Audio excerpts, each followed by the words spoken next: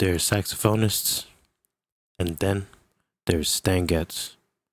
Born Stanley Getz in Philadelphia in 1927, he grew up in the streets of New York City with music as his constant companion.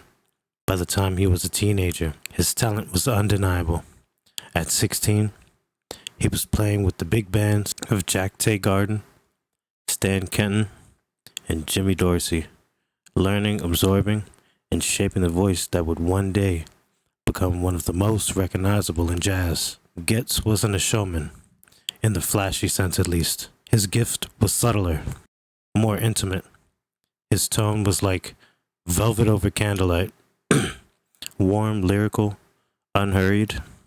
In the 1950s, he played a leading figure in the cool jazz movement. His sound was an oasis of calm in an era of jazz often moved at a blistering pace. Then came the early 1960s, and a sound from Brazil that would change everything. In partnership with guitarist João Gilberto and composer Antônio Carlos Jobim, Getz introduced the world to Bossa Nova through the groundbreaking album Getz/Gilberto. From the collaboration came The Girl from Ipanema, a song that fluttered across radios worldwide, earning a Grammy and sealing Getz's place in the music history. But Getz's story was not only about hits. He was a restless collaborator, playing alongside legends like Dizzy Gillespie, Gerry Mulligan, Oscar Peterson, and Chick Corea.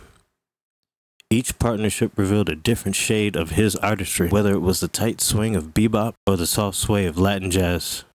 His saxophone always spoke with elegance and soul. Behind the music, Stan's life had its struggles, battles with personal demons, changing tastes in jazz, and the ever-evolving music industry. Yet, through it all, he kept creating, recording, and performing, always returning to the purity of his sound. By the time of his passing in 1991, he had given the world decades of timeless performances and a legacy that still resonates with musicians and listeners alike. Stan Getz saxophone didn't just play notes, it told stories. Stories of longing, of joy, of quiet nights and sunlit mornings. It was a voice that could make you close your eyes and feel as if you're somewhere else entirely. Today we remember him, not just as the sound, but as an artist whose music continues to inspire, comfort, and uplift. To his family, friends, collaborators, and every fan who has ever been moved by the unmistakable tone, we send our deepest appreciation and heartfelt condolences. Stan Getz may have left the stage, but his songs will never fade.